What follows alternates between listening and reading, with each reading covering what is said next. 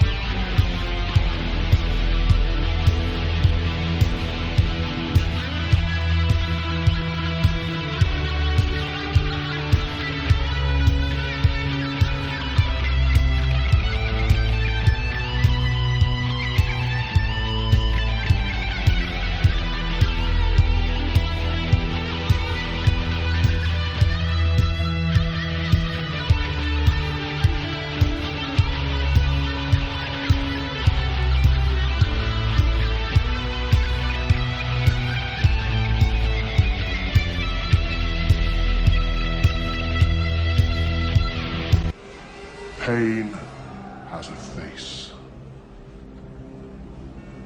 Allow me to show it to you. I am pain. Good evening, boys and girls, ghosts and ghouls. Welcome to another episode of Sacrificial Terror Podcast. I am Zombie Barbie with my always awesome and amazing co-host, Lance the Flair Wagner. Woo! Brett Mullen. And tonight we have a very special guest, amazing director, Brett Mullen, who's also a My Indie Productions artist, right? You're a featured artist. That's right. Awesome. All right. We love those guys. Yes, great people, freaking great amazing. website. Yeah. Very supportive of indie. I love it. They're incredible. So you have quite a few films going on actually right now, and then the one that we just watched was Bloody Ballet, which was fucking amazing. Was sick. It was so good. We were like, oh my Censored gosh. already. Was that okay? So just I guess we need to ask. So should we do spoilers or not? Brett? I mean, can we talk about it? Yeah, for sure. Okay, so like where her and I got hung up a little bit on, and I think I conquered it. Nice. So there's not really the mask killer. Yeah. So I don't want to spoil too much, but the mask killer, that's just a figment of the imagination. Yes. So it's the lead, Yes. the lead's mother and father combined together from the very beginning of the movie. When you see him sitting at the table, so it's literally the same actor. The guy played the killer. Shane Terry. At the table, and then her That's mother, Shane Terry, right? Bangs is the Bangs. So she was traumatized by the death of her family. Right. That was like her psyche going crazy. And that was Shane Terry was that person, Correct. right? Yeah. My man Shane Terry. Oh, I like Shane. See, Shane's Lance awesome. gets everything. He understands everything. He catches things that you won't normally catch. He's got the flair. He does. But that was we had one. I won't give anything away on this other person's, but like I got it, and I was. She was like, "There's no way."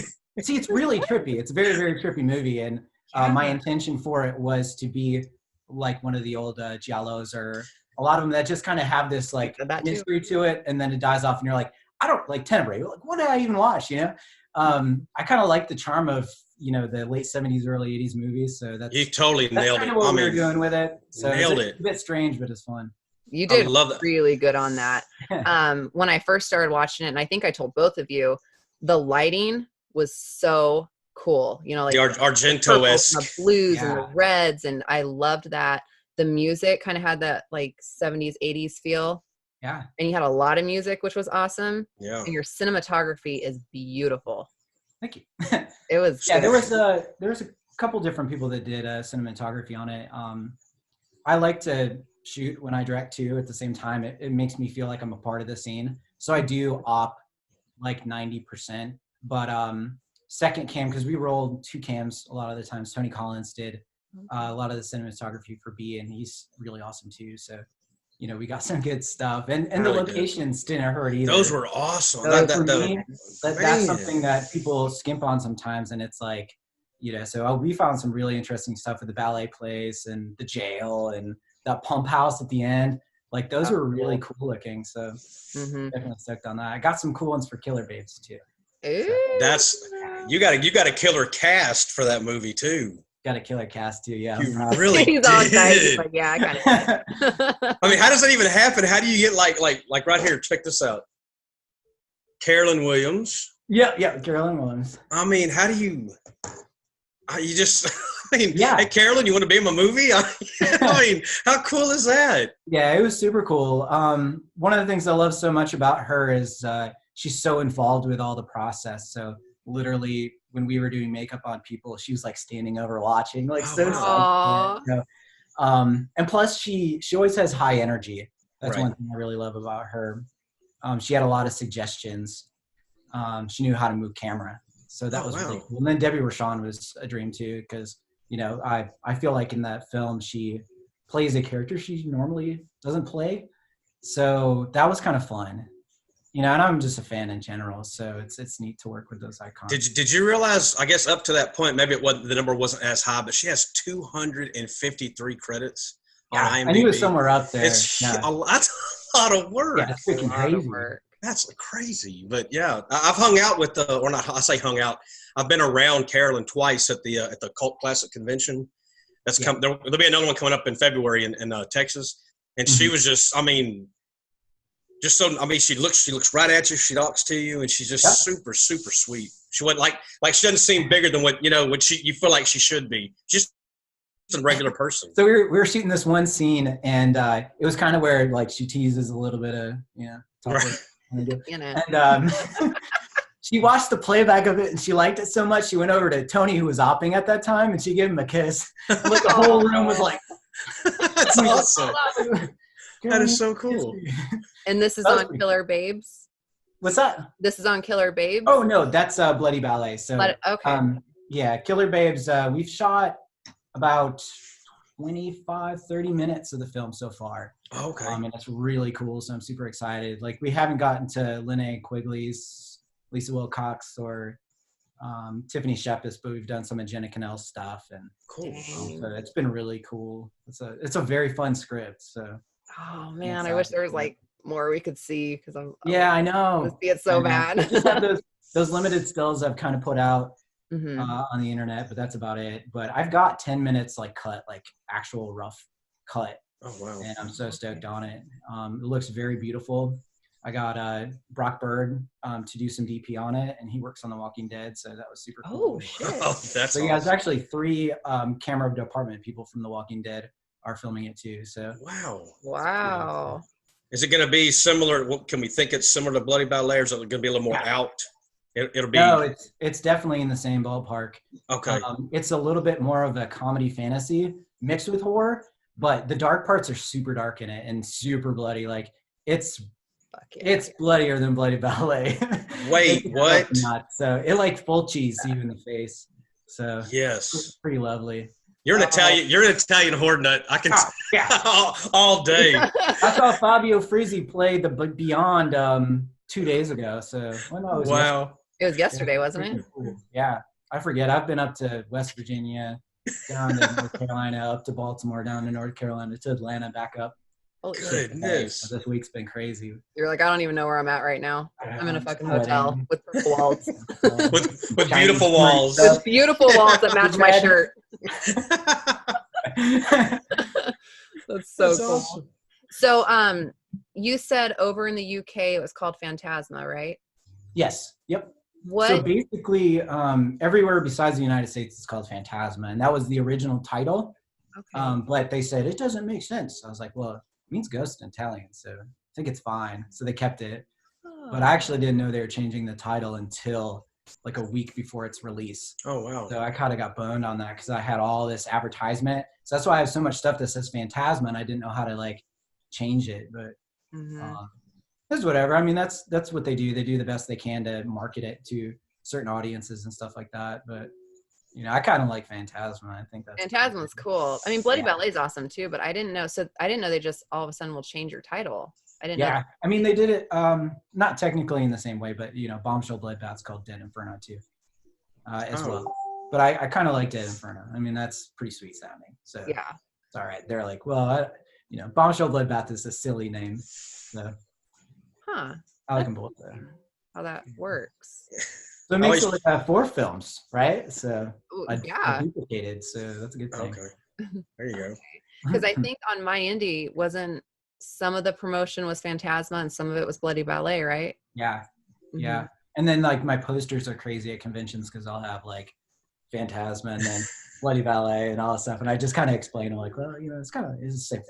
But I changed my cover. My cover photo always changes on my Facebook page, and I put Phantasma up today, and I'm like, I know that's Bloody Ballet because I'm searching for Bloody Ballet, and this comes up, and I can see all the characters. So I knew that was it. Change it back to Phantasma, so we'll kind of see. Oh, wow. The movie got released in the U.S. as Bloody Ballet, but even on the website of the distro, they've changed it to Phantasma. So I think it's kind of rolling. It has just ended up at a weird spot because of right when it was coming out. But as long as people see it, I don't care what it's called. Right, right. You know what I mean? It's out. We're good. I thought it is cool. The freaking kills were amazing. Fuck yeah. That's what I talk about, like the cross-ups, because you can see like the very end. So I don't want to ruin for anybody because we'll just say situation then. The situation, you can tell at the very end that it had all, I guess, kind of happened. Right. I don't want to say too much. Sure, I think yeah. You know what I'm saying? Eyeballs. And that yes. Eyeball trauma. Yeah. Eyeballs was so the eyeball stuff. It's just gross to me. I really like it. Super into horror stuff, but man, I can never handle the practicals. Like I'm filming it and afterwards, I'm like, dude, that's so gross. Yeah, so. That's good. If you gross yourself out, that's awesome. I do, man. I do, but so I love it so much. It's a weird thing. So, yeah, that's the best. I love Italian horror. I love people having to watch it. I think it's that hanging on things longer, and that's why I like a lot of Fulci stuff, Lucio Fulci, because I feel like in a lot of the death scenes, it's just like hanging on it. You can even tell it's like, oh, well, that's a practical effect, but no one cares in the moment because there's like weird goop and stretches and all this stuff happening. You're just like, I'm gross. So. It was super gross, but so fucking cool. The effects team was so good on it too. Joe Harp and Amber Michael in that. So, yeah, dope. Do what? I didn't hear the effects team were incredible on Bloody Ballet. People that worked on it. Oh, okay. Super, super good. Yeah. I shot ideas, and I would be like, hey, is there anything you ever wanted to do? Because I knew they liked a bunch of gross movies too, so we just collaborated on like gross tests. We're like, they're going to be here. We're just going to like, ugh. Yeah. She reminded me about her. She did this right here. That reminded me of the bathroom scene. Oh, right. That was disgusting. I was actually going, oh, that's. I was like, oh my god. It's all like open and like squirting tub. Yeah. Yes. The one of the scenes I really liked that was super creepy. It was the bathtub scene, and so with all the black and stuff on whatever was all over her. That was a really good effect. That was done well. Thank you. We did a motorized dolly system, so we did a tracking twice, and then because it was the same actor, so we just put one suit side, one not suit side. We did it like that. So the movement was the same. So we just kind of ran a timer on the slider, which is a pretty cool way to do it. Wow. Movie magic. So it was a suit? Yeah, pretty much. It just kind of folded over and then stuck because it was so gross. It was silicone and like goop, pretty much. And then we're filming it, and I was like, it would be really cool if this green gook came out of her mouth. And the actor was like, sure. It's like, okay, we'll do it. This sounds fun. So what does that taste like? What could that possibly taste like? I don't know. Oh, that's gross. It just looks gross. She didn't seem disturbed, so I would assume it was okay. I mean, it was obviously edible. She's still around today. Yeah, she's right. Dead, so we're good. She didn't die from the green toxic goop, so. Okay. Yeah, that was really good. All the gore was just like, holy shit, that was done well. My favorite one was the car scene. The eyeball. The girl gets her eyeballs dug out because I love the way it rolled down her cheek. Yep. Like as soon as I saw that in cam, I'm like, oh, we got this. We don't have to do that again. That was perfect. When you see him like dig and like pop them out. That's the worst part. You're like, fuck, God, can you just imagine what that would feel like? Oh my gosh. Oh yeah. That's just terrible. That and teeth. those both just, well, Yeah, teeth are a big one for me too. I haven't done any teeth trauma, but I don't know. I just you need to. I think it gets to the core. Like, take a you shower. do not want to lose your eyes. You do not want to lose your No. teeth. Ever. And it's like that gets down to you. Yeah. Oh, You have dreams of losing your teeth. And you wake up like, oh my gosh, are they still there? yeah. Check. Yeah. Still got them. I'm like, oh my god, okay, they're all there. I'm good. I can't believe Killer Babes is going to be grosser. It is. Yes, Ooh. it's a very disgusting script. So the first part we thought was very like, That's awesome. it's very PG in the segment we shot because there's this kind of like introduction of characters that you don't know are in the same world because it's broken into chapters. Okay. So Killer Babes is chapter 1. Chapter 2 is the Frightening Film Fiasco. So together they create the title. And so, I mean, it's just kind of interesting how those two melt together. But the beginning of the movie, it starts out just disgusting. I mean, it's like super gory. So I love it. I mean, that was, I wrote that one for, it's my love letter for horror, basically, based on the people that are in it and kind of the stuff I wrote into it. And the locations are beautiful. We're shooting in a castle. And it's got like all these like long pillars and, bunch of scream queens killing people. This is cool. And I have Linnea Quigley's playing a witch in it, which is really cool because when I had my meeting with her to pitch her the project, as soon as I said witch, her eyes like got huge and she's like, I've always wanted to be a witch. Like, sweet, it sounds like we're good to go. So that'll be super cool. And Deborah Rochon and Lisa Wilcox play witches with Linnea. So they're like this coven of witches. And then Tiffany Shepis is a werewolf hunter. So she's badass. And there's all these like fantasy elements. And the werewolf is super gross because it's like a half werewolf, half human type deal. So it's almost inspired by, that's why I wore this, is the thing, because it's all bulgy and gross and like bloody. Just goes around being a werewolf. So cool. He's funny. I like him. I mean, that's what they do, right? They're just like, that's right. The funniest gross. I like it. So how did you said like it's like a love letter to everybody.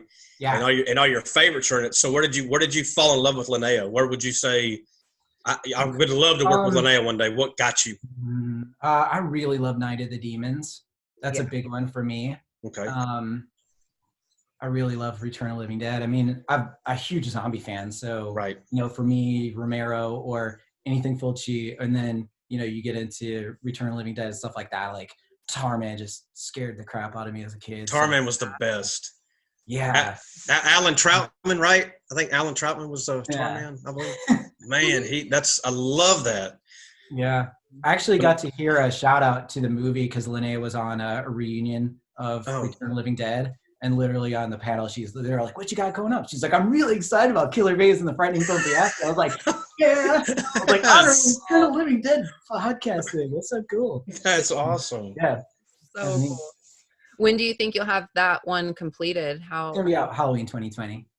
Yeah. Okay. So, the next part of it shoots in April, weather-wise. And, it's very ambitious because there's so much, like I said, there's so much gore and stuff like that. Like, there's a lot of effects, and they're making everything right now. Like, the werewolf has like a mechanical thing going on, so you can like move his jaw and snarl and do all this stuff. Oh wow! Cool. Wow. So I'm just stoked for it. It's really, really fun. I think people will get it. Like, if you love those kind of movies, you liked Night of the Demons, Return of the Living Dead, even grosser stuff. Like, it's like a mixture of those and like, more Italian horror stuff. More Italian horror. Cool. Yeah, it's cool. So like, did y'all? It's very, very like Argento, meets Fulci Shadows, and the music on it is killer. We've got a bunch of different synth bands playing for it. So like Future Cop is playing, but then Umberto, he always scores all my stuff, and he does an awesome job. So he always makes originals that are fun. Right. That's so cool. What's the deal as far as the cleanup goes at the castle with all the I guess all the blood? We've got, blood that just picks right up. Really? Yeah, that was one of the deals because the castle said no. Like I literally messaged them and they were like, nah, somebody did a horror film here and they broke stuff and got blood everywhere and didn't clean it up and then didn't pay OT. And so basically I told them if they were willing to have a meeting with me, then I'd give them a blueprint on how to do movies moving forward because they didn't really do anything like that. So showed him, this is how you insure a place, this is, blah, blah, blah, blah, blah. And they're cool. So now they're super stoked. Now they're reaching out like, hell yeah. What time in April, Come make this movie now. Yeah. I want to do the movie. Yeah. Where's it at? Where's the castle? It's Captain, Virginia. It's called the Swannona Estate. So if you look that up, it's really cool. It's that building that's in the teaser poster. That's kind of looks like it's got the big columns and it's got these big towers where you just can look out, and then a cool courtyard with all these like marble columns that have like crashed, and there's like some cool trippy dream shit out there, so it's awesome. Dream shit. Yeah. So was Bloody Ballet and stuff, was that filmed over in that area as well? Where did you find? Yeah, I do a lot of my stuff through the Virginia Film Office. Okay. So that was shot in Richmond almost entirely. Oh. So that was the Bird Theater. That theater's beautiful. That was really hard because they did movie showings every day. Oh. And so we had like a 6-hour block each time to like go in, and by the time we'd set up and have to be out, it was like we were quick, lighting. Oh, that's crazy. But we did like all the scenes we needed there in 4 days, and we're out. So it was super ambitious. It turned out really good though. See, I don't think it in a bad angle is like people don't get it. People don't understand what it takes to make a movie. Yeah, That's crazy. It was tough, and then it's like some of the locations didn't have any power, so you just had to be daytime. Available window light, or we'd get some battery powered, whatever. I think at the time they didn't really have big sourced LEDs like they do now, so we're trying to run a Jenny outside and shoot some HMIs through stuff and whatnot, but it turned out cool. I mean, all of it was very pretty. Absolutely. Oh, beautiful. The lighting, so is that gel lights that causes, the purple and the blue and the pink and all that? Yeah. I love gels. They're so much fun. I think people tend to skip, lighting for mood sometimes. Mm-hmm. They'll just say, well, I need it moody, so I'm going to make it dark. I was like, well, or you can play with some colors. I love dark stuff, but I've just had a lot of fun experimenting with gels and what that kind of does, as you watch it from a viewer experience, Mm-hmm. That and music, like both of those things are two of my big drives for making film. I kept thinking that was like there's something going to happen because there's a certain color here. Yeah. Or this is going to happen because there's a certain color there, and there's red. Someone's dead. Someone's getting ready to die. It's going to happen. And Brett's grossed out. So what was your first film that you did? Was that the Bombshell Bloodbath, or did you have one? Yeah. So I did cinematography for people for a long time. So that was like a lot of what I did. I would shoot for Matt Moore. I did some stuff for Jason Buterin. I was going to ask, what's the Jason Buterin connection? I mean, we live a mile away from each other. So. Are you serious? Yeah. Okay. He's like my freaking hero. I love that. Yeah, guy. he's the man. Yeah, I've done commercials for a long time. I run a production company, so that's my main bread and butter, is doing commercials and stuff like that. So, okay. I hang out with those guys. They make indies, and I was like, I'll shoot them. So I came out and I shot a lot of Jason's first stuff, and then decided I wanted to direct my own stuff, and that's kind of. Was it between Hell and a Hard Place? Yeah, I shot that one, and I shot Don't Let the Light In. Okay. So, Hell in a Hard Place. That was the black and white, right? Yes. Okay. That was done with very, very limited stuff. So that was just like searching cool angles and stuff like that. But Jesse Knight shot that too. He credited DP. I cam opt it, but it's pretty fun. Jason's a hoot. He seems like he cool. Like, dude has energy and I have energy, so we're just like that's awesome. Drinking an energy drink together. That's so cool. Us North Carolina boys, come on. That's so cool. We had him on the podcast. He was very, very energetic. It's cool. Yeah, one of my times like hanging out with him, he invited me out for tacos. Jason loves his taco stuff, and we're sitting down and.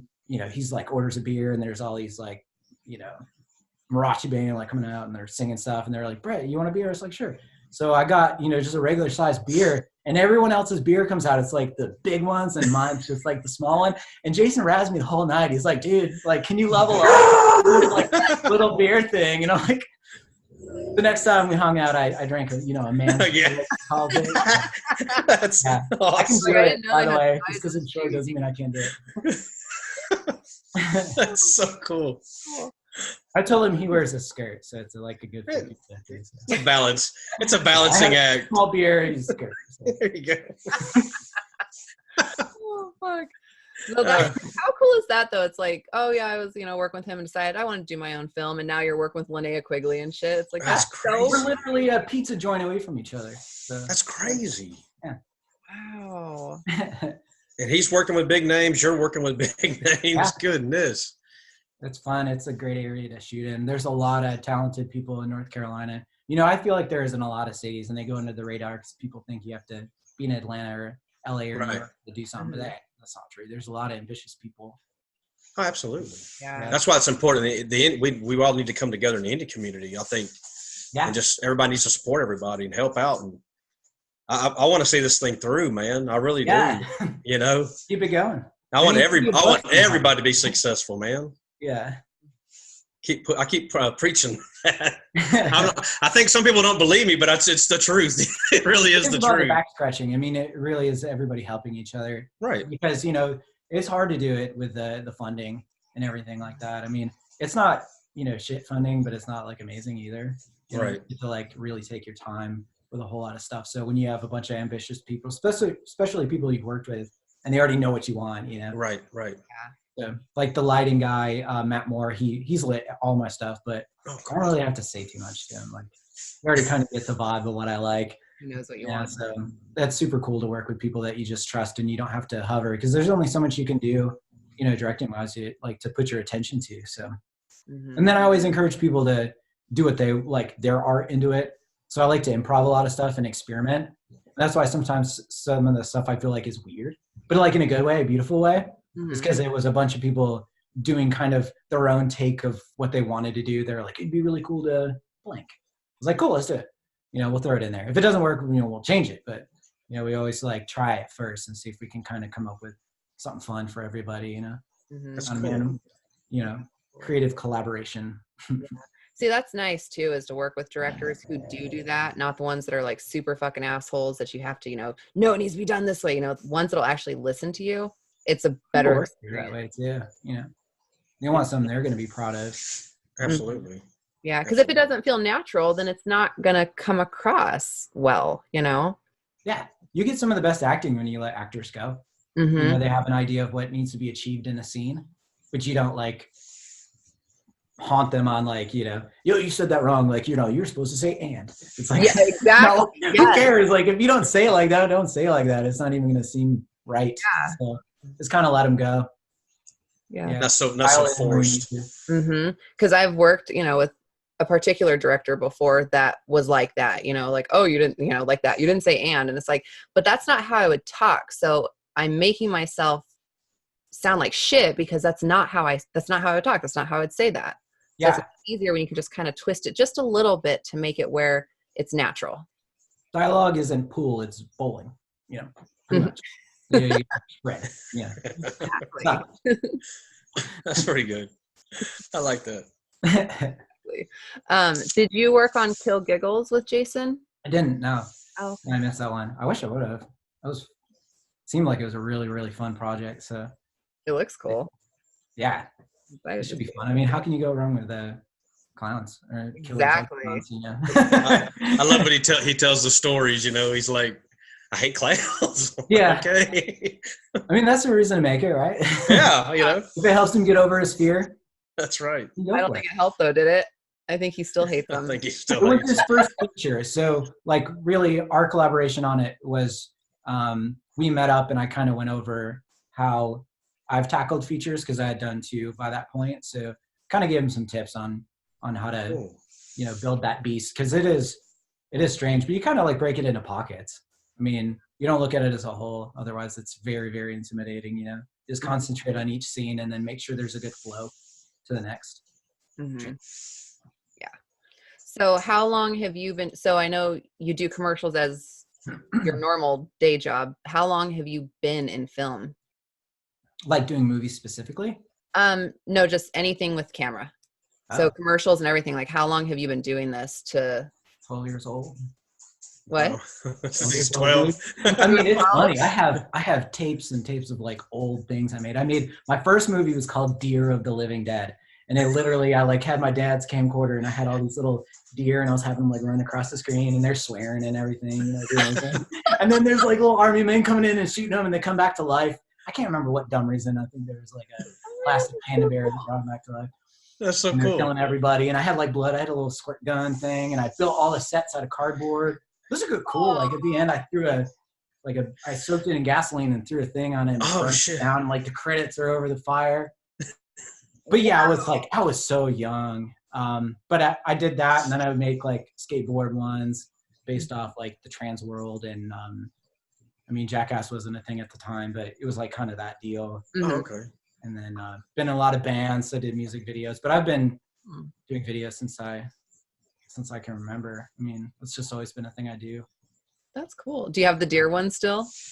Oh, I do. You should post it. You should. It would never get released. No, like you should totally. You lit that shit on fire. You should show everybody that. So bad, but I mean, it's actually very, very good for my age. Very, very good. Who won? Who won? Brett, who was the winner? The deer or the deer? The deer. Yeah, of course. The dead deer won. It literally ends and they're like eating everyone, and that's about it. That's awesome. Oh, that's awesome. Got hardcore music, you can't go wrong with it. Hell no. You added music too? That's so cool. Oh, I mean, it was like legit. Like it had cuts and production and lighting inside. Oh my gosh. That's awesome. Strangely good for what it was. Deer of the Living Dead. All my friends home in New York know what I'm talking about, and they're probably rolling their eyes like, we've watched that like 100 times. They're like, oh my god. Yeah. They'll probably love though.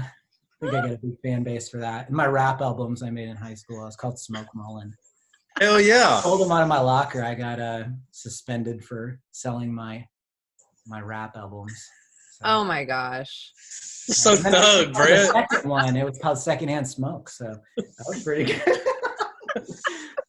That is awesome. See all of this? You need to Yeah. direct message us so we can see it. That's great. Secondhand. I love art. I mean, come on. So cool. So you said the movie's going to come together as one.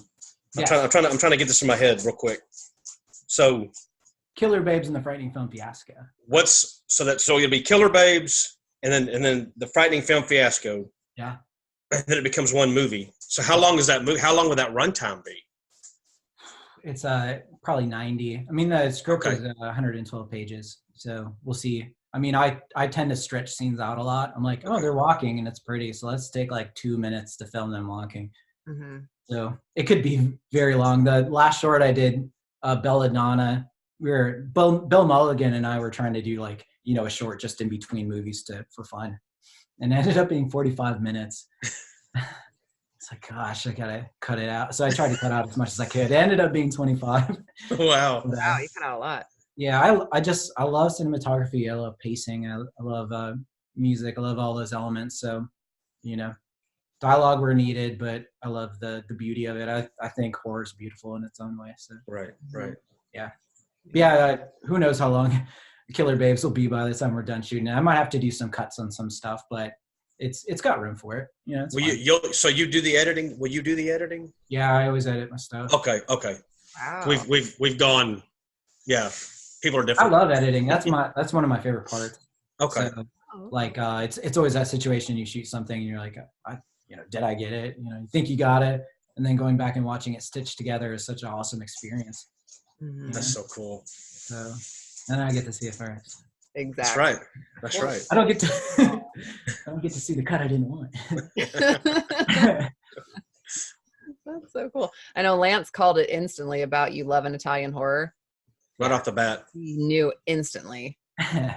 Just those lights. I'm a fan.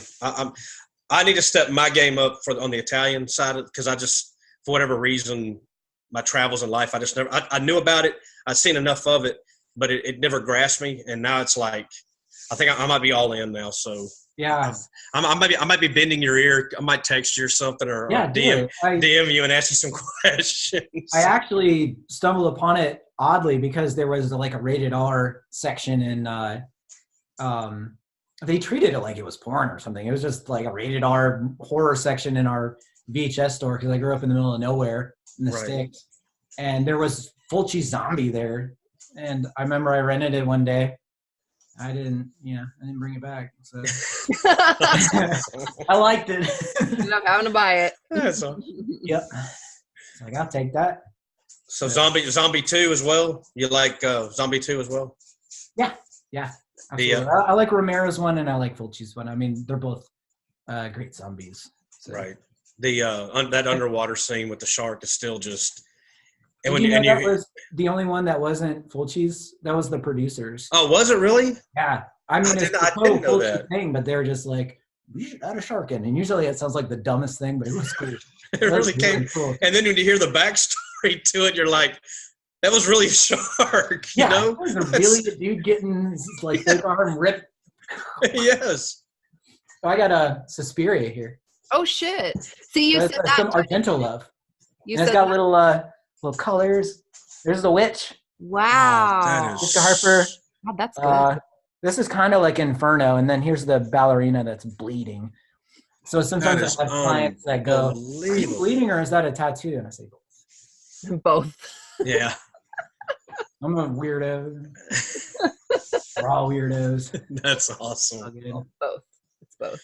But yeah. Brett Mullen is an Italian horror nut. Yeah. I'm a nut. Yeah. Got the proof right there. Yeah. I want to start watching it more because I don't know much about it. Who did Demons? Lamberto Bava. And that's Italian horror too. But that was I think it was produced by Dario Argento.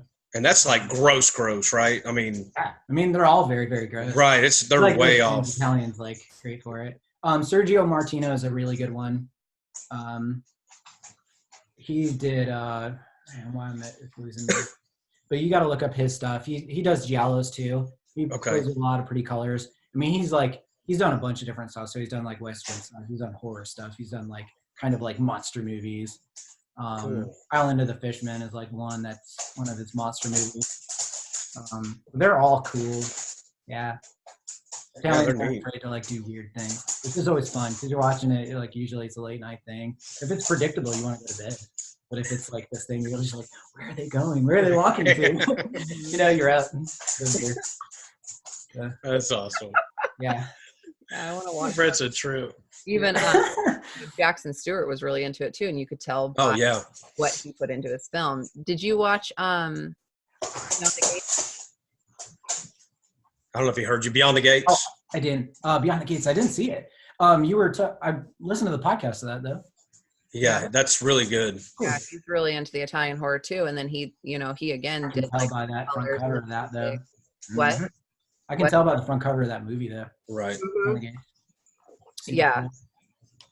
That's what the cool thing about the podcast for me is it kind of forced me to I needed to try to embrace the Italian horror where maybe before I wouldn't have, and then getting to meet great people like y'all and y'all are just like just this guy, and I'm like, wow, they know their shit, man. I'm not gonna pick on you because look at that movie collection behind you. And that's just, and I think mine's more, if you call it mainstream or whatever, but it's decent and it's a lot of indie. It's a lot of indie. Yeah. And that's what I really want to embrace the indie part of it. And stuff that made it is legit because there's a reason why it's still today. Everyone visited. Like it's Halloween time. Everybody goes back to the classics and they don't mind watching it for the 30th time. Exactly. Who knows? And that's me. I'll watch Halloween 78 once a month, maybe. I just love that movie. I go back to 3 and watch that pumpkin. That's just kind of like singing the titles. I'm like, oh, this is so cool. Yeah. The pumpkin and the lighting, Did you like the part 2 pumpkin? Yeah. And I'm not talking about 2018. I'm talking about the original 2002, the one that got retconned. Yeah, I like Halloween. He's a good killer. Michael Myers, that's my guy. Here he is, right there. Cool dude. He's behind me. He's behind me, isn't he? Freddy's hanging out too. Yep, right over there. Oh yeah, see, my guy's right next to your guy. That's right. I got leather face over there by the chainsaw.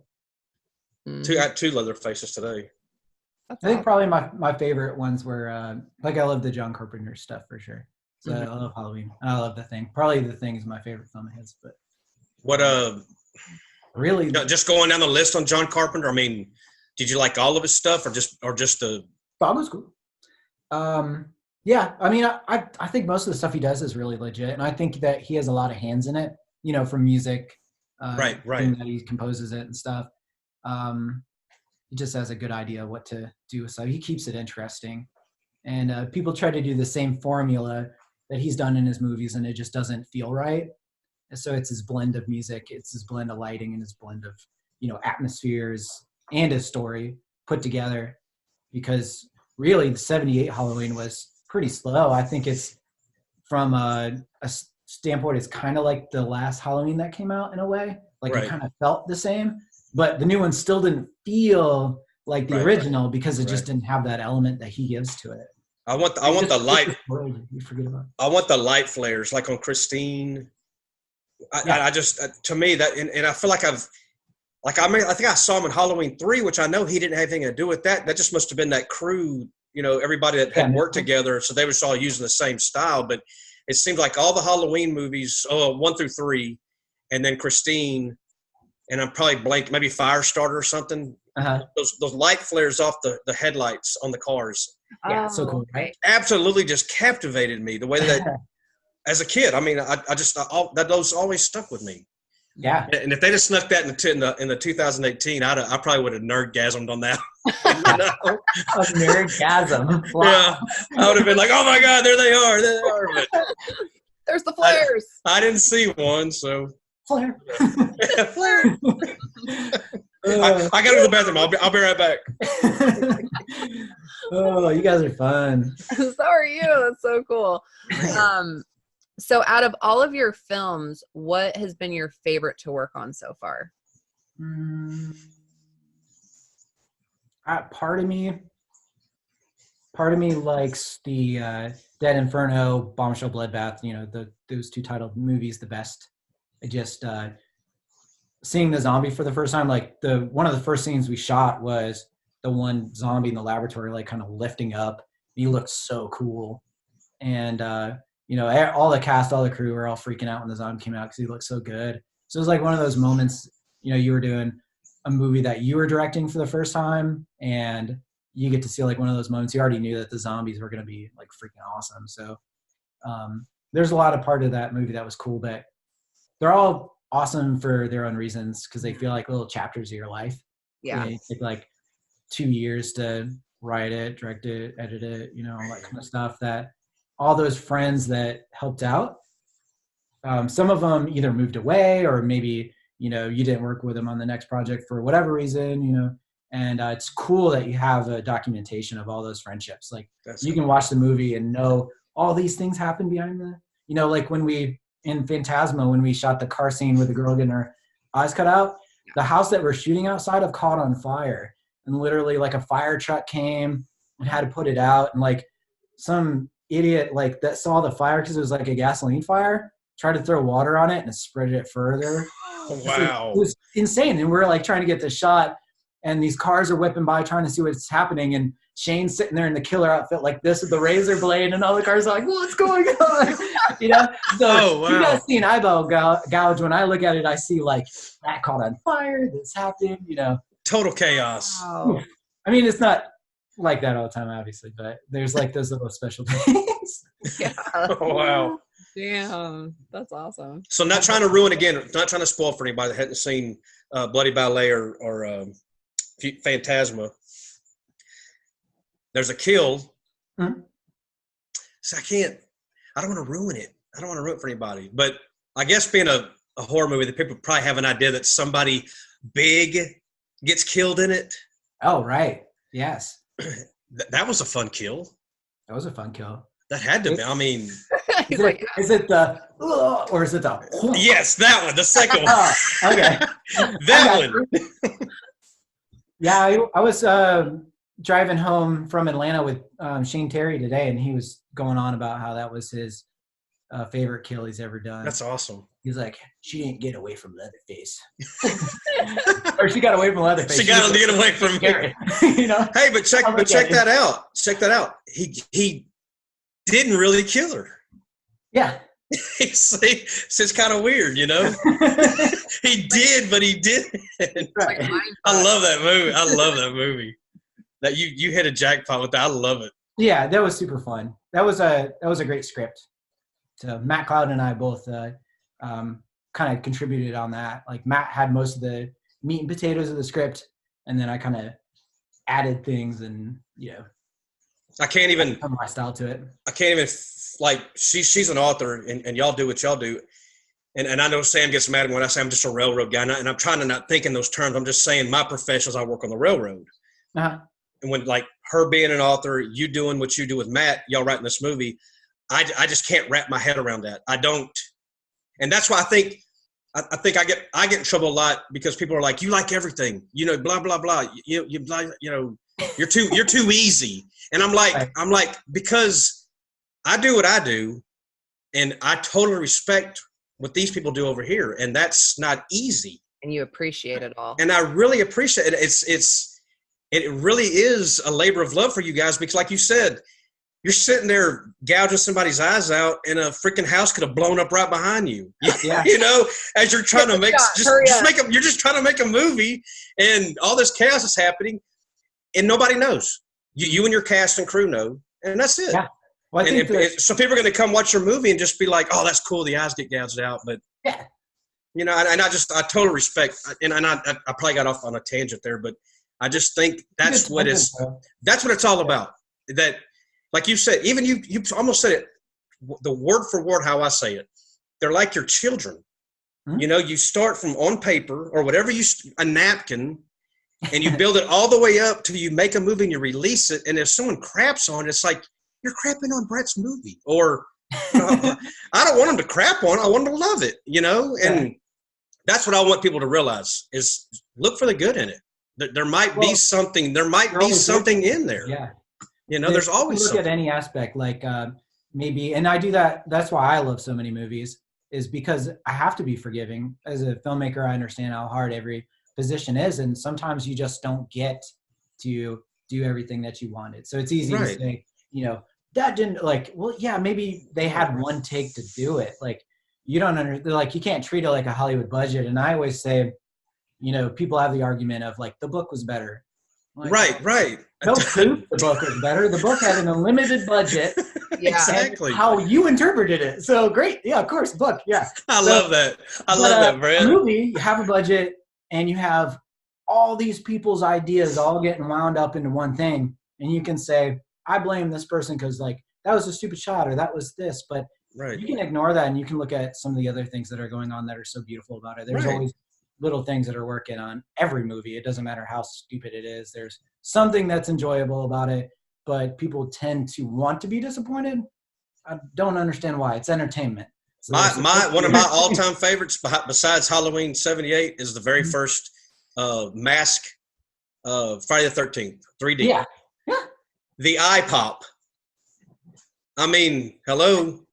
I had to suspend, that was terribly done.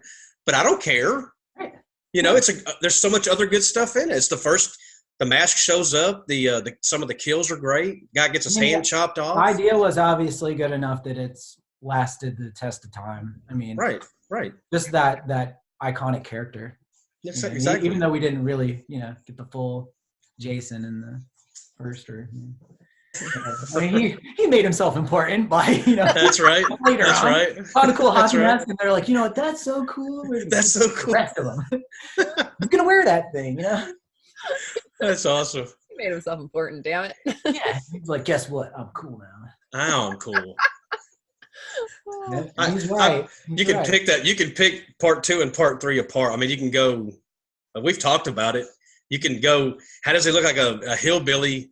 And then 2 days later, he looks like a bald biker guy, Yeah. So, I mean, you can pick it apart, but everybody loves it. Everybody loves Friday the 13th, Yeah. It's one of those franchises. Well, they're going to pick apart anything, What was Renee saying? you can have, an Academy Award and they're still going to shit on you. yeah. You're going to have Absolutely. to do it no matter what. It's like Star Wars.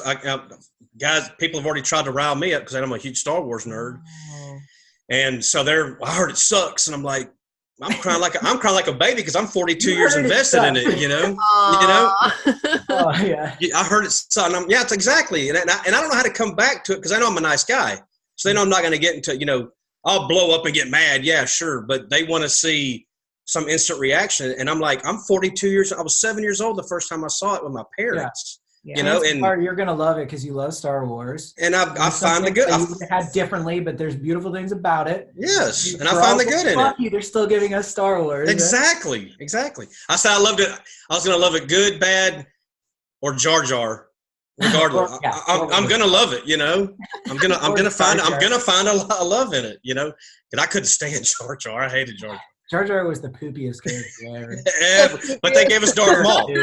But we got Darth Maul too, for a limited time. But we got Darth Maul. Boba Fett just like gone, but everyone's exactly. Really cool for the brief moment.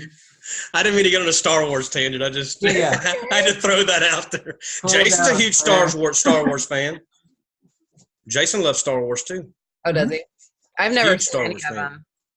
That's crazy. Yeah, and it's not because that's all right. Just start with Number 4. Yeah, okay, I was talking to my friend last night, and she was saying that because she was like saying something about Star Wars, and I'm like, well, I want to see the one, the show on Disney Plus with Baby Yoda, only because he's so cute. So I'm like, I really want to see. Great show. You put any dialogue next to him and believe it instantly. Yeah, I'm like, he's just adorable, so I might like it because of him. But it's not that like I was all, oh, I'm gonna hate Star Wars. I just never watched it. And so my friend last night was saying, she said like a sequence. She's like, well, I think most people are saying start with like 4, 3, and then 2, and then you go 1. I don't know, something weird. I don't know the sequence you're supposed to do, but I just do it the way I saw it from the.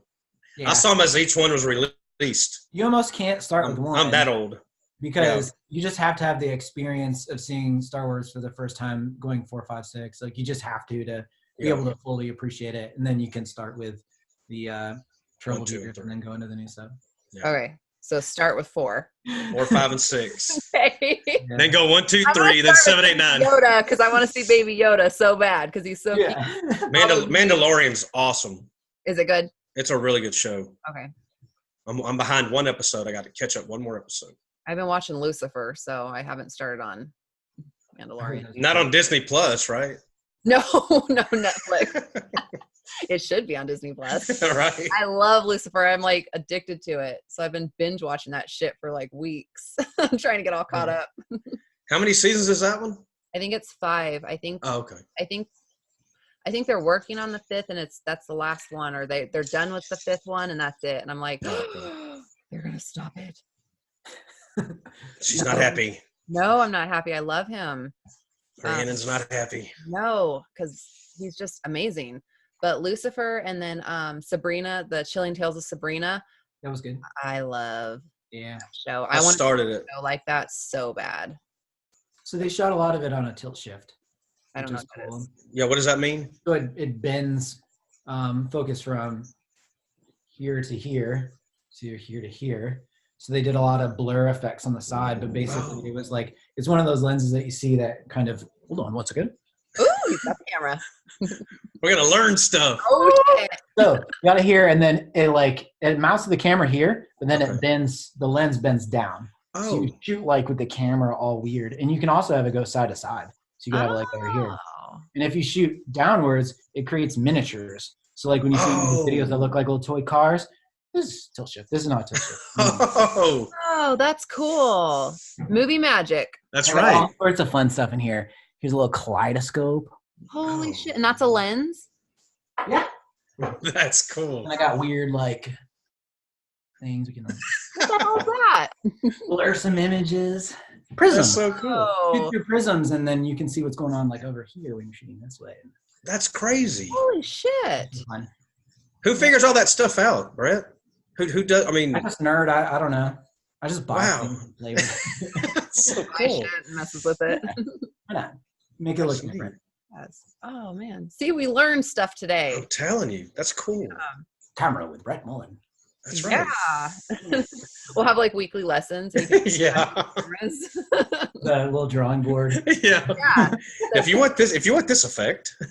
Yeah, that's So is that how they might have done some of the stuff on like Lords of the Rings and all that stuff? Well, most of it was like a matte painting in the background, so they weren't even there. But they like just kinda- the big, you know, like the big actor, the actor had to be this size. And you know what I'm saying? I don't think they just wouldn't have angles. expected it. Yeah. Oh, They okay. just did like green screen and composited the two. I got you. together Okay. to I look got you. over there. I got you. They did look small. They did. They They did. did a good job. They look like hobbits. They're pretty. They did look like hobbits. They're very hot. Oh, fuck! I had an ex-boyfriend that I called a hobbit. Wow. He was training. He was a jerk off. So Wow. That escalated quickly. he was an asshole. If you're tuning in, we all know you're a hobbit. Fuck you. You know who you are. Hobbit. So I'll be like, fuck you, you hobbit. So Brett Wagner, my last name, was he fun to work with? Brett Wagner was awesome. Yeah, he seemed like he's a Dude. beast. He was supposed to be in the new film Killer Babes, and he well, we'll just say he got sick because it was a medical thing, and he wasn't able to fly. So Okay. that kind of sucked. But yeah, he was a blast to work with in Bloody Ballet. He had no lines, and he was really cool with it. Like he was just like walking around scaring people. Super creepy. But, yeah, I mean the dude's awesome. Like in the Crazies and John Dies at the end. And all sorts of things. Like he just finds himself on interesting things. Happy Time Murders. Yeah, nicest guy too. Not Like, yet. super He seems nice. like it. He really does. Huge. Like, oh, I'm short, but he's huge. He's like, he would be clipping the ceiling here. So with no lines, was he just kind of like a cross up? Like you were maybe to think he was maybe the killer, like at some point, or that's one of those kind of deals. Kind of a deal, but he was just a creepy janitor for the fact. Right. Creepy, you know, I like those interesting characters that that just kind of like hang out and you expect this big thing from them, but you know, you'll have to watch the movie to see Brett's evolution, people. But yeah, I mean, really, it just kind of leads you in a different direction of what you think his character's probably going to be. But yeah, he's fun. He was really fun. He seems like it. I really wanted him for the new one because he played such a cool character. His name was going to be Clutch, and he was just like a dick. Oh, So, wow. It would have been great because he's so nice, but he's so big. Like, you know, he could play a great dick. Oh, well. I told him he would be in my next one, whatever I do. There you go. I've written one called Red Carpet Reveal, which is basically like a reveal of Hollywood and like the brainwashing behind it, but it's a giallo.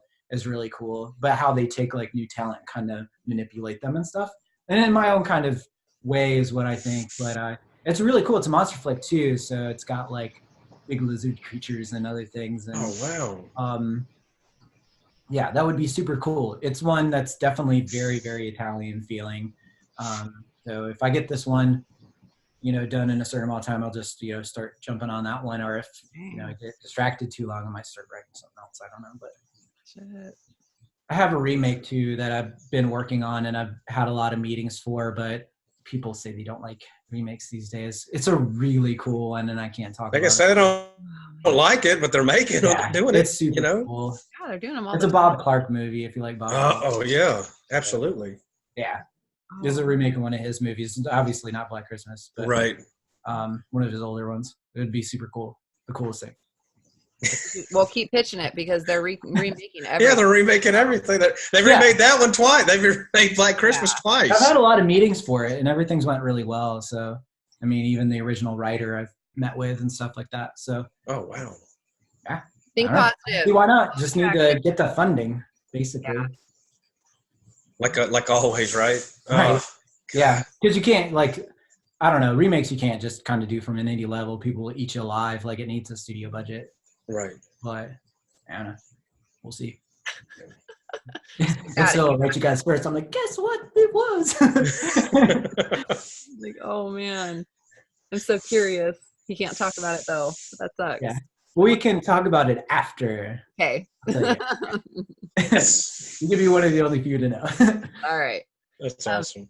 So because you've worked with some big names, who are some of the top ones that you enjoyed working with and would like to work with again?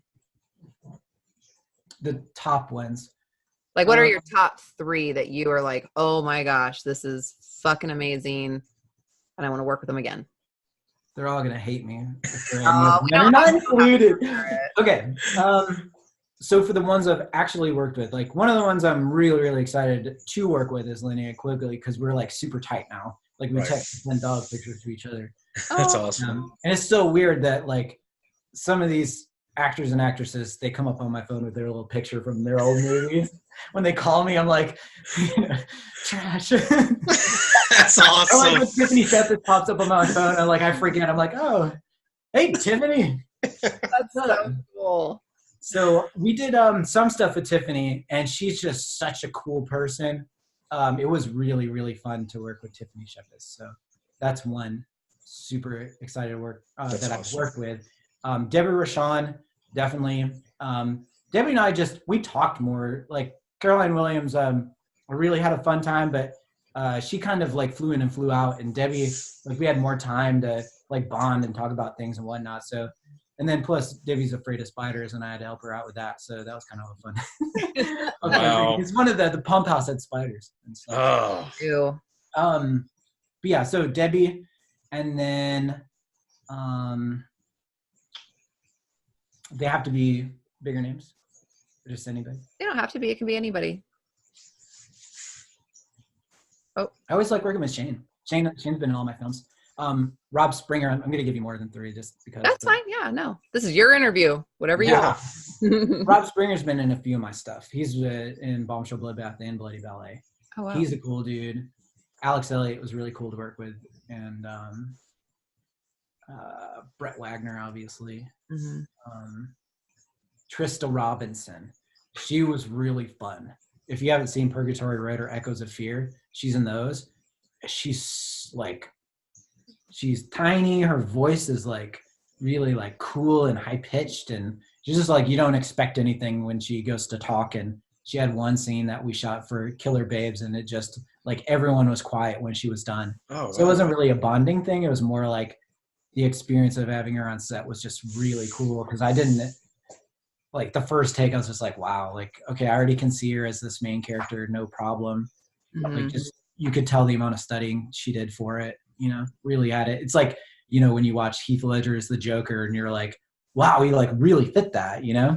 Yeah. Same thing there. Like she fits the Cassie character, and she has more pages than anybody. So that was important. Oh, okay. But yeah, Jenna Kanell was really cool. Jenna Kanell she's like Krav Maga, and so she knows, like, you know, we did a little fight sequence with her. Cool. And, you know, she knows what she's doing. I met her DPing one of her movies she was directing. So she's a director as well. Oh, so I shot that movie, and then we just, like, we bonded. So she's just like, yeah, like, because I had somebody else in mind for that role of Cadence in Killer Babes. And then I thought it would be cool because I met the dudes from Terrifier, and I knew that she was in Terrifier, and that was kind of a cool like cross. Right. Cool.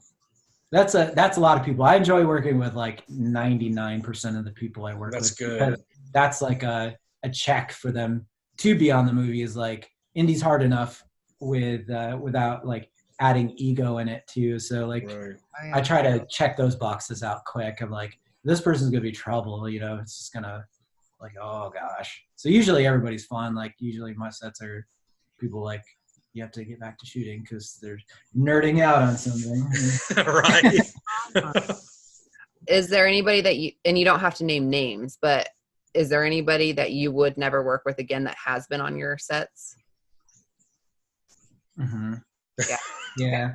Probably like 2 or 3. You don't have to elaborate. I would never name them. It's just like, the chemistry just didn't work. Wasn't there. Yeah. And I never tell anybody those things. This is like, why even, you know, there's no point to. You're just like, you get done and you're like, thank God we got done with that. Yeah. Right. But they've never been a lead. So that's good. You know? Okay. Yeah. You hear a lot about egos. Oh gosh. It's terrible. I mean, we're all trying to make art, you know? Right. And levels are interesting because, I understand we're on an indie level, but it's, I don't know, everybody's on the indie level when they first start. So, Right. Exactly. yeah, it's just kind of, there's no place for it. There's not enough time or budget for you guys.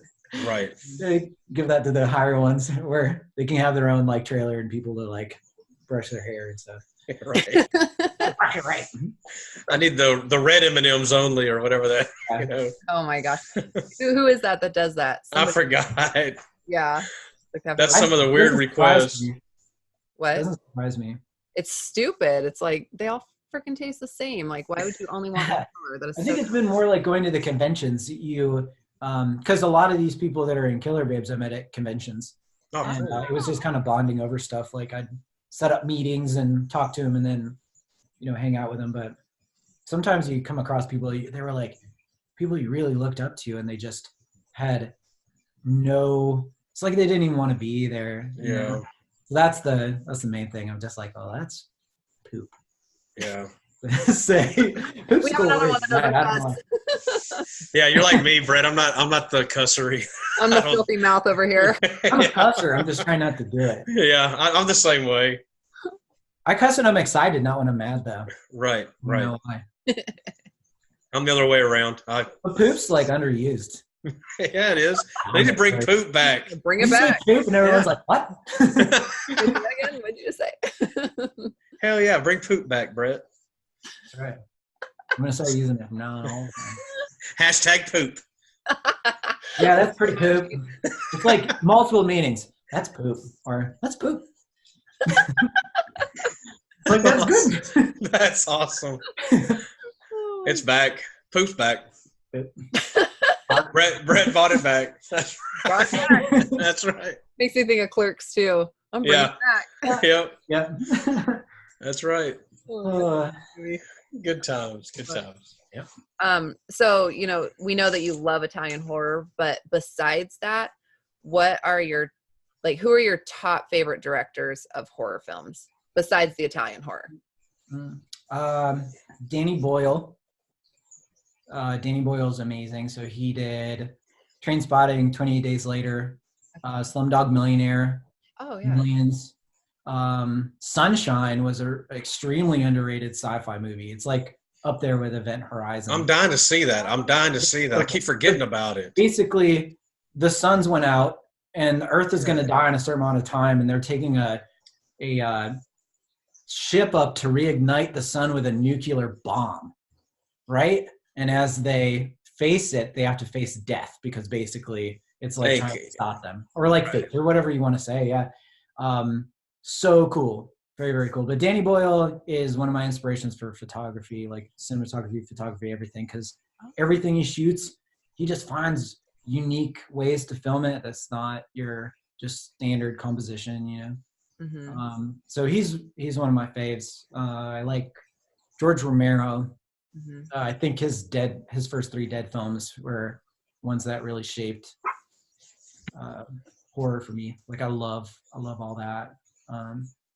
So he's my American horror crush. I wish I could have met him though. That'd be cool. Yeah. Let's see. Well, basically, like those two kind of lead the pack quite a bit further than anybody else besides Italian ones. So. That's awesome. But ultimately, it would probably be the Italian horror a lot. Yeah. For you. Unfortunately, I don't watch a whole lot of new movies. I mean, I try to, but I get so worn out because I do production all the time. Right. So between the movies and the commercial stuff, like when I get home, I just want to crush Mortal Kombat. That's Try to analyze a story I just had to make earlier. I'm just get over here. Cool, yeah. That's fucking awesome. Crush it. I played Super Mario Brothers today at the That's Christmas fun. Love Super Mario I was Brothers. like, oh my gosh, they have it. It's so cool. Or listening to music. That's like good too, So those are probably more of my activities. So I miss out on a lot of stuff though. Like I really enjoyed Midsummer. I really enjoyed Ready or Not. Was a very underrated. Oh, Good. I love both of those movies. You said. I haven't seen a Ready or Not type film since Tucker and Dale versus Evil, which was like such a good movie. So I was excited to have that comedy brutality type thing. Right. I liked that one. Yeah. Ready or Not, that third act, I was sitting there like, Yeah, I didn't expect that. And girl, I was like, what? Crazy. That was so awesome. My favorite part, though, not to spoil it for anybody, but there was a part with the main actress and the kid. Yeah. Basically, after everything happens, she's like, "You shit," and I'm like, "Yeah, yes. It's so funny." That's awesome. I think that's out. We got to pick that one up. I think it's out for sale now. Oh, I is it? bought it. Yeah. So Yeah. good. I wanted to wait for like a cooler design because I'm in the Oh yeah. about it, and I Right. feel like it's just kind of bland. But the movie's great. Don't judge it on its cover. That's right. Yeah. Don't judge Ready or Not on its cover. Cover. Yeah, I really like that. I got Wild at Heart today in the I got that off of eBay. Had like a $5 coupon from eBay. That's one of my all-time favorites. Nice. Wild at Heart. Yeah. Wild at Heart. David Lynch. Yeah. That's one of those I could watch a lot. I could watch that one a lot. Like a lot. A lot. I saw your post. That was cool. Love it. I don't know if I've actually seen it. Oh, you need to. It's David Lynch's best movie in my opinion. We'll go and we'll make little snippets for each other to watch things. Right. Yeah, we need to. Like suggestion box. Yes. I need them too. I need Teacher Mullen to teach me how to do the Italian horror stuff. He's got to get me. He got to get me up to speed. Mm-hmm. There's some really good ones. Oh gosh. I know.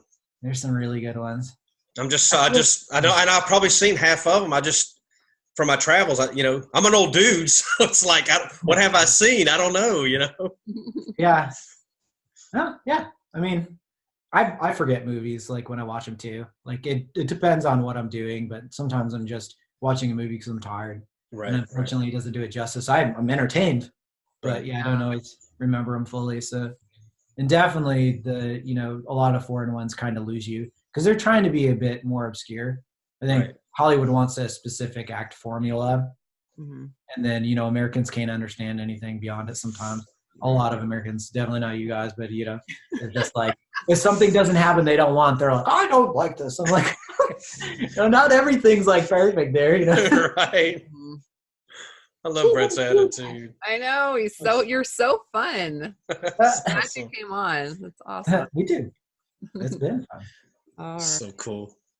All right. So I guess I lack energy. That's my problem. You lack energy? Yeah. He's being What's funny. that? He's being funny. I'm like, wait, what? Yeah. Oh, no way. I'm trying to get energy. Yeah. There you go. Use a bang. No, sourhead. Of course, it's like 8 there, isn't it, or something? 8:30. Yeah, almost 8:30. Drinking a bang at 8:30. Holy crap! It's probably a mistake, and I will hate my life tomorrow. But All right. Had to wake up. Yeah, I've been tired all day. I've been just like running, and I'm like, holy shit! And I didn't go to bed till late last night, so I'm just like on no energy. Yeah. It's that time of the year. Yeah. So now I'm gonna be up all night, and then tomorrow I'm gonna be like, fuck. That sucked. That was stupid. Oh man. Cool. Hopefully you guys got enough on the movie stuff. Do you Absolutely. have questions that had anything to do with like Killer Babes or Phantasma or anything like that? Are you pretty good? I think we got everything on that, huh? Cool. Yeah, you told us a We lot. talked, yeah. Because like I said, I don't want to ruin anything for anybody, but we just get excited about the movies, and then when we have the guests, we get excited. Yeah, Maybe we can have I wanna talk elevator about- music every time I said a spoiler. It just goes to elevator music. Yeah, there you we go. just like bleep it out. Sorry, this guy didn't die. This girl.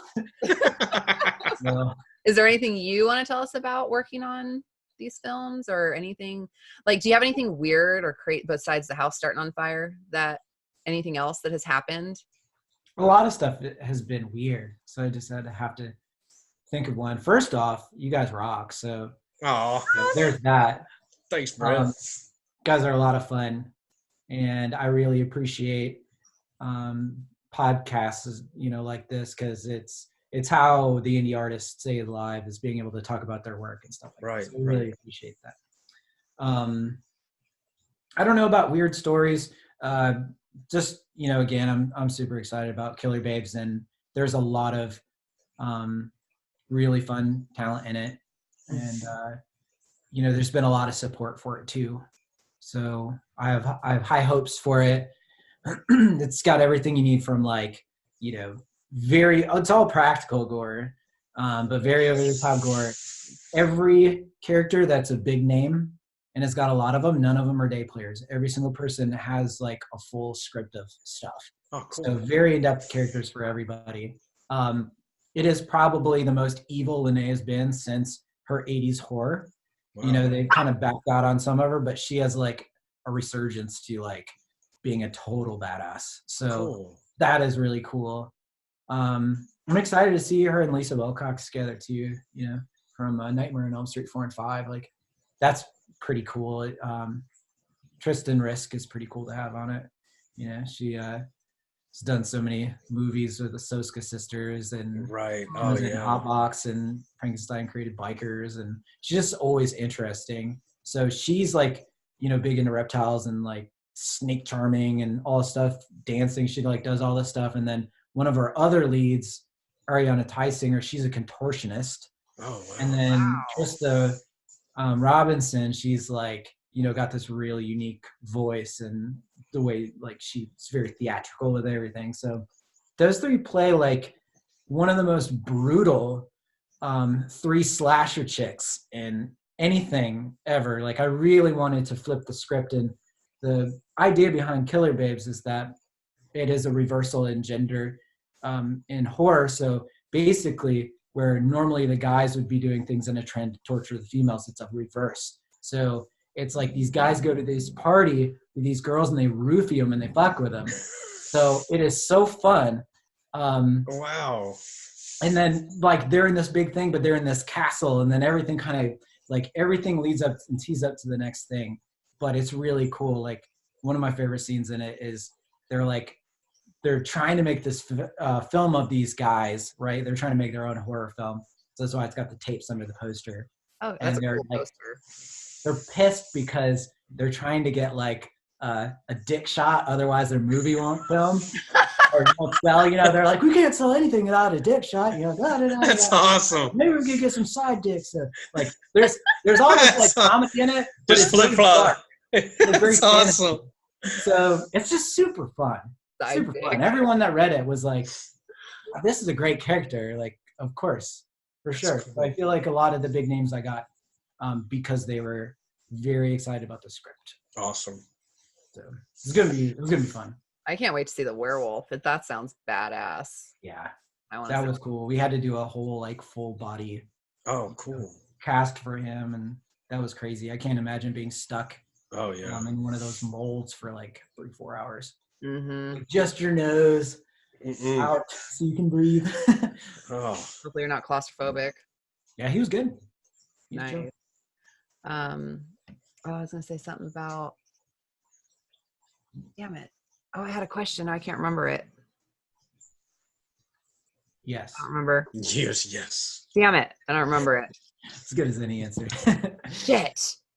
Shit. Well, the poster's really cool. I was gonna say that, but Love the poster. the poster's badass. I always mess up his last name, but I think it's Matthew Therian. It could be Therian.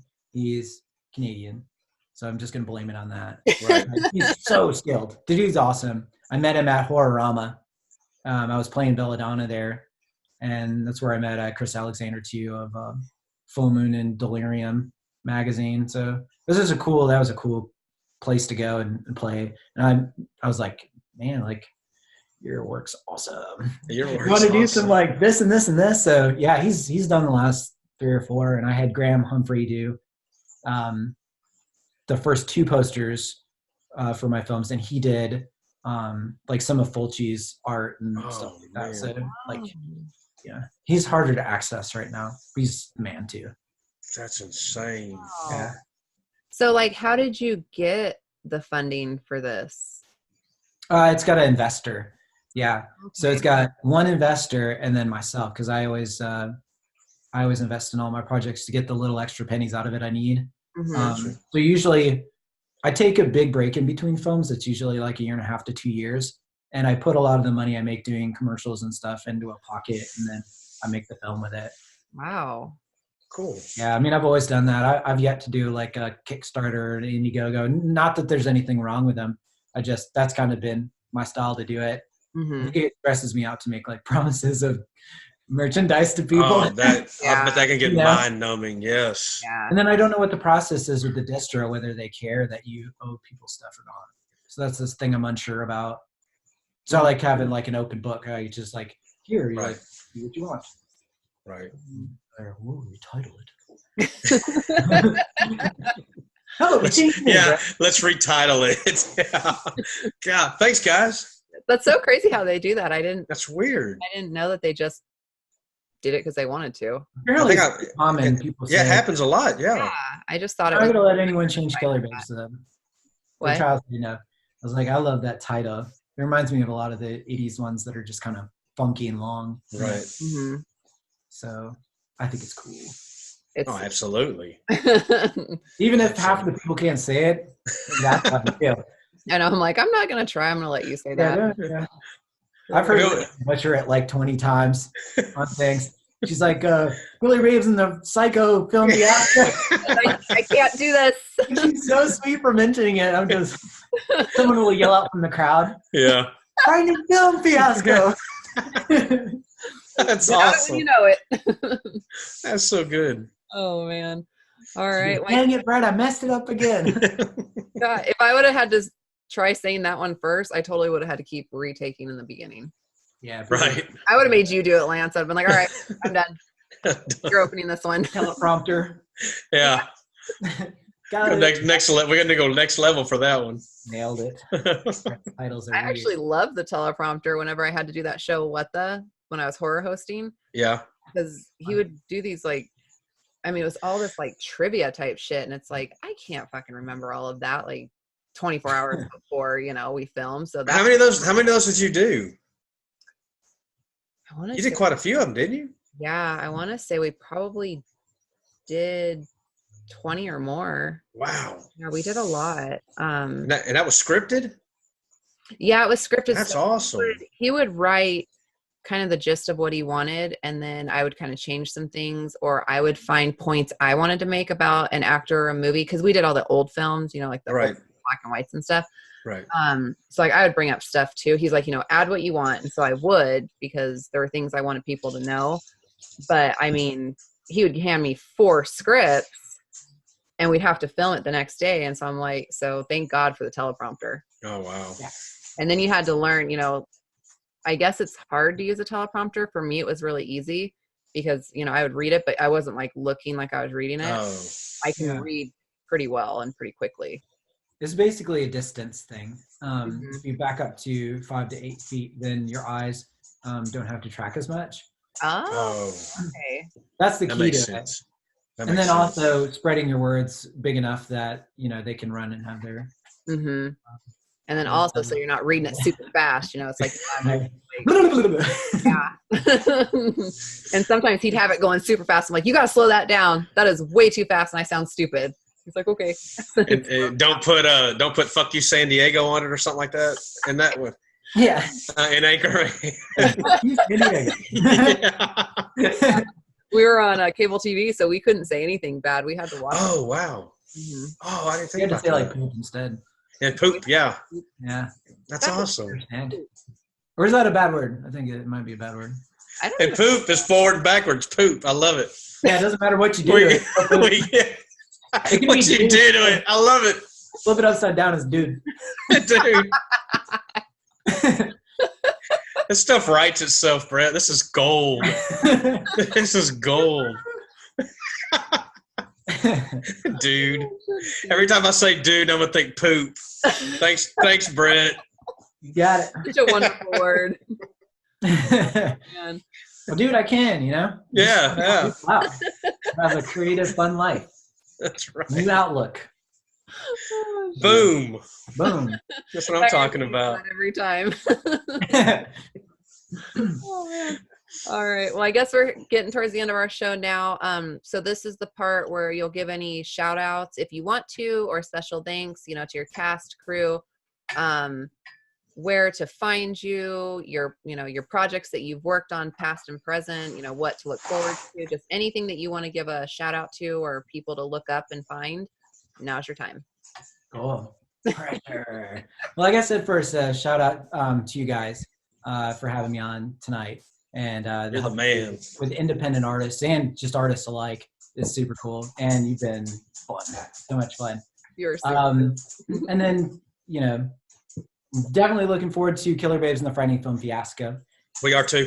Yeah. You can find that on Facebook and Instagram right now. There's some exclusives on Dread Central and stuff like that. And, you know, as always, I always say I love my casting crew. A lot of my crew I've had from the beginning, and they stuck by me through all my craziness. Some of those big names are Joe Harp and Matt Moore, Shane Terry, Taylor Paris. He does sound a lot like those guys are the reason the movies are the way they are. And it's so much fun for friendship too, you know, your horror buddies making stuff. So it's just been a blessing to do that. But I have a lot of gory, cool, cinematic, colorful, like great soundtrack type stuff coming your way. And, you know, it's only going to keep coming. We've got an area of brilliant filmmakers in North Carolina that are all collaborating together, making cool stuff. And we don't plan on stopping. So awesome. Thank you so much for having me on here. Yeah. You guys honored. We learned some cinematography. Yes. That was cool. I know, mine too. Yeah, my cheeks feel like crap. So, Poop. yeah, so it's like poop. You know, dude. Yeah, it's been awesome. So you guys do a great job with your podcast, and yeah, thanks for having me. Brett. Yeah, We'll have to do it again sometime for sure. Yeah, I was just absolutely. We'll have to have you on again, and especially when you get Killer Babes going. Yeah, I'd love to talk about it when I can talk more about it. Hell yeah. The only thing I can say is a wild party becomes a brutal killing spree when a group of savage females attack the partygoers.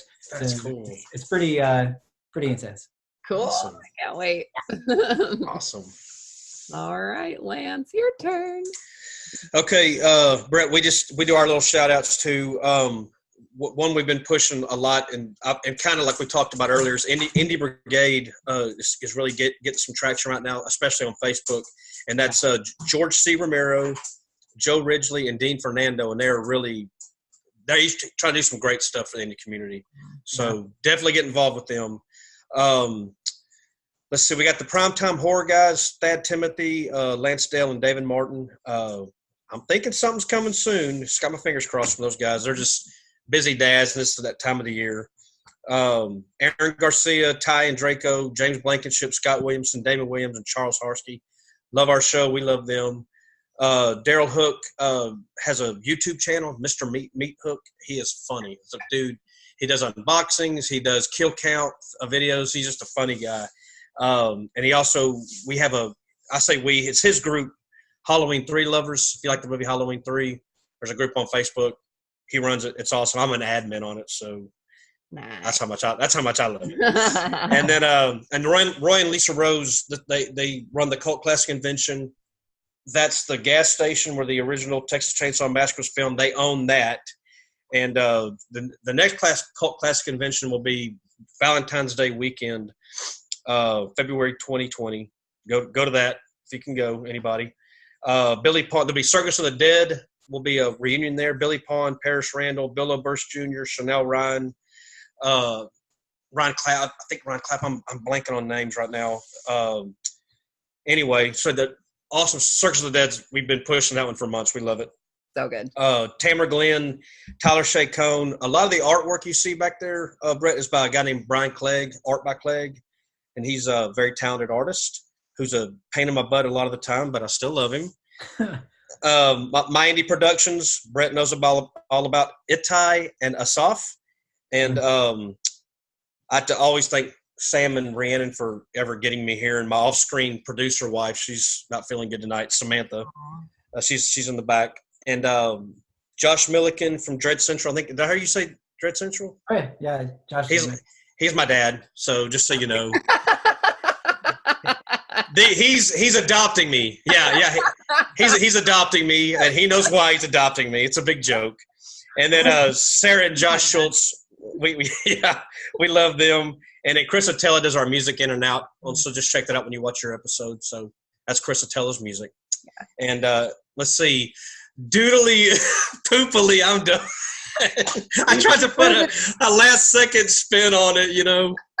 I love it. For Brett. Good way to sign out. Yeah. Boom. Your turn, Rhiannon. All right. So I want to thank you so much, Brett, for coming on. You were so much fun. Awesome. Like, Awesome. you're so smart, and it's Fun. so fun when you have stuff to talk about, and it was just so much fun. So thank you. I've been excited to get you on. So thank you for doing it. It's been an honor. So thank you. Bloody Ballet was absolutely amazing. So anybody needs to check that out for sure. All of his films, definitely check them out. I want to thank my co-hosts for always doing this with me. Without you guys, we wouldn't have a show. Thank you for always doing the thanks because you're so good with all the names. So everybody Right. Lance said, thank you. And check out my book, Broken Halo, on Amazon. That's the first in the series. The second one will be out March 4th. And so I want to thank Crazy Ink Publishing for publishing my books. There will be a third one. It's there. I just don't know when it's coming out. So check all of that out. Check out Sinister Sense Parlor on Instagram. I'm going to be starting up my horror bath bombs again. I got back into it when I did Krampus Con a couple weekends ago. So check that out as well. You can find me on Instagram, Zombie Barbie 13, Facebook, Your Zombie Barbie. That's about it. That's right. Yeah. And Brett rules. hell yeah, we got to get you back on for sure. You're so fun. It's been fun. It's been a lot of fun. Thanks. And we are done. Bye, guys. Bye. But